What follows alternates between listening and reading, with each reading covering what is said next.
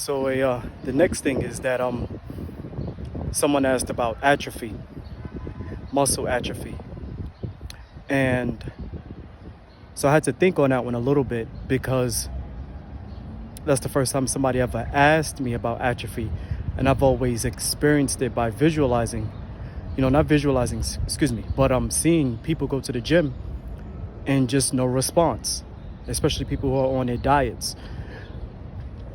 We have to definitely take a look at our past lives, meaning like what you do in the past. Were you very, very extremely active? Like just active, just like living a great life, active, always active, or almost non-active. And the heart has a lot to do with that.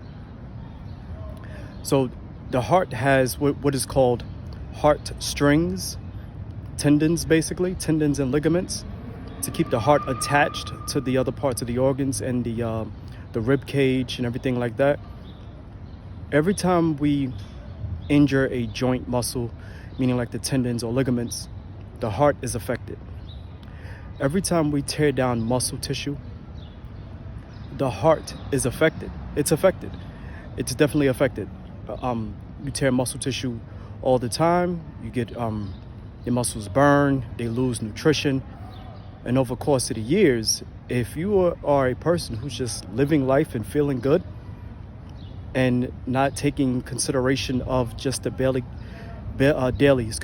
basic general nutrition needs for your activity, what happens is the body can definitely sacrifice certain limbs, certain body parts, just so that you can stay alive. And if our heart rate is above 65, reaching 72, past 72, the heart's working too hard all alone by itself just to pump. And it's having a hard time pumping to certain areas. So it'll sacrifice your muscles that you use daily. And for those, it'll sacrifice the ones that you don't use generally and on a daily basis for the ones that you do use most of the time. And those muscles that you use all the time will become stronger, and those muscles that you really don't pay attention to will become weaker.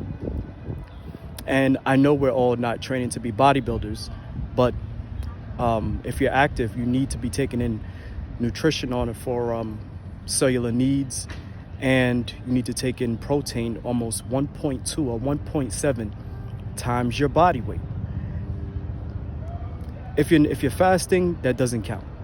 But when you're eating, that day that you're eating, even including myself, there are some muscles when, like, if I'm not on my nutritional needs for my activity, certain muscles, like I'm gonna tell you, my triceps lack, my calf muscles will lack, and as far as definition and hardness.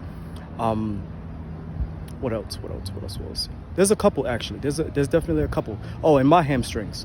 So what happens is the days that I'll do 1, 2, or 3 days straight, I'm taking in my protein needs 1.2, 1.7 times my body weight, and then I'll get the protein in grams that I need, plus the vitamins, plus the calories. You'll start to feel a nice thickness. But again, stretching, focusing on the muscle, and but really paying attention to your heart, because anytime when muscles start to go atrophy, that's a sign that your heart is actually working too hard or is getting too weak.